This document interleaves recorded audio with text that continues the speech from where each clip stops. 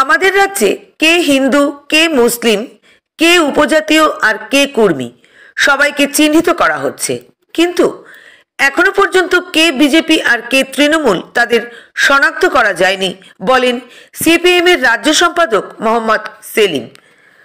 লোকসভা নির্বাচন ঘোষণার আগে কর্মচারীদের রুখে দাঁড়ানোর লক্ষ্যে রবিবার বাঁকুড়া শহরে একটি সভার আয়োজন করা হয়। বাঁকুড়ার আগে তিনি বিষ্ণুপুর লোকসভা কেন্দ্র এলাকায় কর্মীদের উদ্দেশ্যে সভা করা হয়েছে। রাজ্য সম্পাদক বলেছিলেন যে ডানপন্থীদের কোনো নীতি নেই, যেখানে বামপন্থীদের একটি নীতি রয়েছে যা নীতিতে কাজ করে। ডানপন্থীদের নীতি মানে নেতা। মোদী সরকারকে কড়া আক্রমণ করে বামপন্থী নেতা বলেছেন দেশে বেকারত্ব বাড়ছে। মোদী বলছেন 1 বছরে 2 কোটি মানুষকে চাকরি দেবেন। অন্যদিকে মমতা বন্দ্যোপাধ্যায় বলেছেন 90% লোককে চাকরি দিয়েছেন। এখানে স্লোগান দেওয়া হচ্ছে যে মোদী থাকলে সম্ভব, যারা যোগ্য নয় তাদের যোগ্য করে তোলা হচ্ছে, যার উদাহরণ অভিষেক ব্যানার্জি ও শুভেন্দু অধিকারীর ওপর আক্রমণ করা হয় এবং এমন একটা ধারণা তৈরি হচ্ছে যে থাকবে না শিক্ষা প্রতিষ্ঠানগুলি, 2035 সালের পরেও থাকবে না কোনো কেন্দ্রীয় সরকার জাতীয় শিক্ষানীতি বাস্তবায়ন করছে। একজন অপরাধীকে ধরতে যদি 56 দিন লেগে যায়, তাহলে 56 ইঞ্চি বুকের মানুষ কি করছে? আমাদের আন্দোলনকে দমন করার চেষ্টা করা হচ্ছে। আমি বলছি যে 10ই মার্চ তৃণমূল ব্রিগেড করতে চলছে। আমরা এই 10টি জেলায় একই সময়ে 10টি সভা করতে চলেছি। লোকসভা নির্বাচনের ইস্যুতে তিনি মোদির থাকার গ্যারান্টি নিয়ে খোঁচা দিয়েছিলেন এবং জিজ্ঞাসা করেছিলেন কে তাকে গ্যারান্টি দেবে।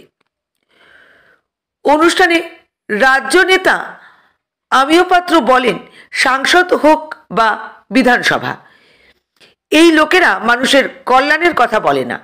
রাজ্য সরকার জমি অধিগ্রহণ করতে না পারায় ছাতনা মুকুটমণিপুর রেলপথ এখনো সমস্যায় রয়েছে। রেলওয়ে স্ট্যান্ডিং কমিটির চেয়ারম্যান থাকাকালীন বাম নেতা বাসুদেব আচার্য বাঁকুড়া, পুরুলিয়া সহ বিভিন্ন জায়গায় রেল স্টেশন সাজিয়েছেন। জেলা সম্পাদক অজিতপতি, রাজ্য নেতা অভয় ব্যানার্জি এবং অন্যান্য বক্তারা লোকসভা নির্বাচনে ঐক্যবদ্ধভাবে এগিয়ে যাওয়ার আহ্বান জানান। তোমরা সবাই চোখে মোমবাতি জ্বালাও, চোখে জল ফেলো আর তারপরে ভোট দাও। হয়নি? ভারত পাকিস্তানের যুদ্ধ হবে আমরা ভাব হয়নি? ইভিএম মেশিনে মানুষকে ভোট দিয়েছে, ভোটের মেশিনে বোতাম টিপছিল না। মিডিয়া প্রচার এই ভাব নিচ্ছে, এমন একটা আবহাওয়া তৈরি করা হয়েছিল যেন নিউক্লিয়ার বোমার বোতাম টিপছে, একটা করে বোতাম টিপছে আর লাহোরে গিয়ে বোমা পড়ছে, নিউক্লিয়ার করাচিতে গিয়ে পড়ছে, একদম পাকিস্তানকে ঘুষতে মারেঙ্গে। তারপর যে ভোট হয়ে গেল, খেল খতম, পয়সা হাজাম, আর কোনো আলোচনা নেই। এটা কেন বলছি? আবার এই ভোটের আগে এরকম হবে কোন একটা জিনিস নিয়ে, মানুষকে গুজব নিয়ে হোক, সত্য মিথ্যা অর্ধসত্য নিয়ে হোক, ওই রকম সিনেমা তৈরি করে হোক, ওরকম বাতাবরণ তৈরি করে দিয়ে হোক, আসলে আপনার মগজটাকে দখল করতে চায়, তখন আপনার মগজটা আপনার কাছে থাকবে না। তখন যে পিকের মতো যে টিম আছে, ওরকম কিছু কোম্পানি আছে, তারা আপনার মগজটাকে দখল করে নেয়, তারপরে বলে চলো কোন দিকে নিয়ে যাব। শুধু নেতারা এই দল থেকে ওই দলে যায় যা নয়, মানুষের ভাবনাকে, মগজকে এরকম দোলায়, ভয়ের বাতাবরণ তৈরি করে। গত বিধানসভা নির্বাচনের সময় বললো সিএ এনআরসি, বলেনি ডিটেনশন ক্যাম্প। দিলীপ ঘোষ বললো 2 কোটি বাংলার মানুষকে ওই পারে পাঠিয়ে দেবো। এদিকে কম, ওদিকে সীমানা, ওদিকে লাগোয়া গঙ্গার ওপারে রাত কম, কিন্তু গাঙ্গেয় ওদিকে পূর্ব দিকে, উত্তরবঙ্গে, দক্ষিণবঙ্গে এরা ভয় তৈরি হলো না। এই বাপরে কি হবে, একদিকে ভয় আর অন্যদিকে বললো এদেশের মানুষকে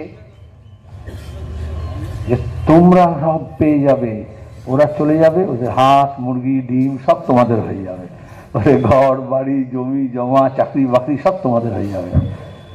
তাহলে সরকার কিছু দিচ্ছে না তো কি আছে, পেয়ে যাবো কিছু। আর মোদী আর মমতার মধ্যে বাপরে বাপ কি যুদ্ধ, যোগী আসছে, মোদী আসছে, অমিত শাহ আসছে, মনে হচ্ছে এক্ষুনি একদম যুদ্ধ হয়ে যাবে। আর মমতা বলছেন আমি একদম দেখে নেবো। হচ্ছিল না, ডায়লগ হচ্ছিল না ওদের মধ্যে। আমি বলি রাজা রাজা যুদ্ধ হয়, উলু খাগড়া প্রাণ যায়, মাঝখানে বিদ্যাসাগরের মূর্তি ভেঙে দিল। আর তারপরে এ বলে আমি, ও বলে ও, হয় না এরকম? টেলিভিশন চ্যানেলে পয়সা দিয়ে, একটা টেলিভিশন চ্যানেলে একই কোম্পানি, একটা স্ক্রিন, এক পাশে বিজেপি এক পাশে তৃণমূল, দেখবেন রোজ এরকম যুদ্ধ হচ্ছে। আর লোকে বলবে এই বিজেপি আগে যাচ্ছে আর তৃণমূল আগে যাচ্ছে। এইভাবে মগজটাকে দখল নেওয়া হয়। আমাদের এটা হচ্ছে মিশ্র সংস্কৃতি। মিশ্র সংস্কৃতি মানে হচ্ছে একই সঙ্গে আর্য অনার্য। ওই যে রবীন্দ্রনাথ বলেছিলেন শক, হুন, মুঘল, পাঠান এক দেহ হল লীন। আমিষও আছে, নিরামিষও আছে, হিন্দুও আছে, মুসলমানও আছে। কিন্তু কি হয়, এই যে ও বললাম, এটা হচ্ছে মিশ্র সংস্কৃতি, কনজাংশন। হিন্দু ও মুসলমান, মন্দির ও মসজিদ, বাঙালি ও অবাঙালি, তাই তো? তামিল ও তেলেগু, ইস্ট বেঙ্গল ও মোহনবাগান। কিন্তু যদি ফুটবল ম্যাচ হয় তখন কি বলে? ইস্ট বেঙ্গল ও মোহনবাগান বলে? তখন বলে ইস্ট বেঙ্গল বনাম মোহনবাগান। বনাম বলে না, ভার্সেস। যখন ক্রিকেট ম্যাচ হয় ভারত বনাম পাকিস্তান, তাহলে ভোটের সময় ওই রকম বনাম লাগিয়ে দেওয়া হয়। এটাকে বলে বাইনারি। কে জিতবে বলো? এ জিতবে না এ জিতবে। মানুষ হেরে গেল, আপনার চাকরি হেরে গেল, আপনার কৃষি হেরে গেল, আপনার ঘর হেরে গেল, আপনার পরিবার হেরে গেল। কিন্তু এমন একটা আবহাওয়া তৈরি করা হলো, এইটা হচ্ছে নাটকের বড় স্ক্রিপ্ট। এইখানে দাঁড়িয়ে নির্বাচনে কর্মীদের আমাদের গুরুত্ব। লড়াইটা কিসের নামে হবে? নাটকের নামে হবে? ওই ছাঁচড়ামি হবে